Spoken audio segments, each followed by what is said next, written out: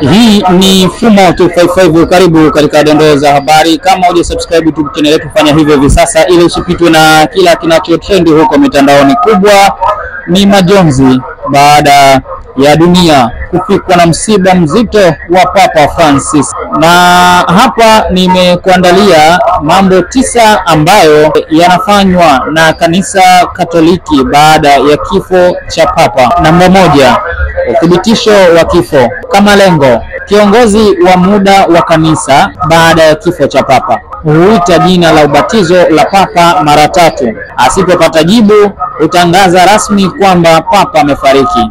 Namba 2, kuvunjwa kwa Fisherman's Ring. Pete hii maalumu ya Papa, Fisherman's Ring, iliyotumika kufunga nyaraka rasmi, huvunjwa mbele ya makardinali ili kuzuia matumizi yoyote ya udanganyifu na kumaliza rasmi mamlaka yake. Namba 3, tangazo rasmi.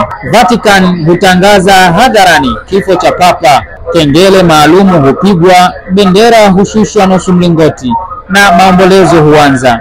Namba 4, siku 9 za maombolezo, Novem Diales. Kwa siku 9 misa huandaliwa kila siku kwa ajili ya kuombea roho ya marehemu. Mwili huwekwa kwenye St. Peter's Basilica kwa watu kutoa heshima. Namba 5, mazishi. Papa huzikwa katika crypt ya St. Peter's Basilica, isipokuwa kama ameomba sehemu nyingine. Mwili huwekwa kwenye majeneza 3, mbao, risasi na mbao nyingine ya nje. Namba 6, seat vacant, kiti tupu.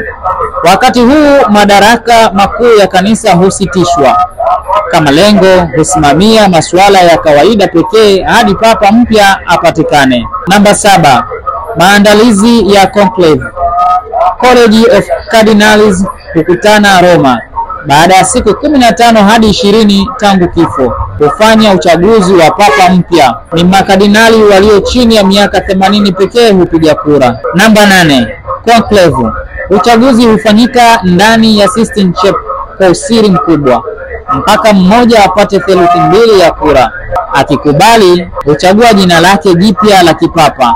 Namba 9, Habemus Papam. Kardinali mzee Proto Decon hutangaza kutoka kwenye roshan ya St. Peter's Basilica, kisha Papa mpya hujitokeza na kutoa baraka ya kwanza ya Urbi et Orbi. Na hayo ndio mambo 9 yanayofanywa na kanisa Katoliki baada ya kifo cha Papa. Kwa sasa dunia ipo katika simanzi baada ya kumpoteza kiongozi huyu wa kiroho, Papa Francis. Hii ni Fumo 255. Usisahau kulike, kusubscribe na kucomment YouTube channel yetu.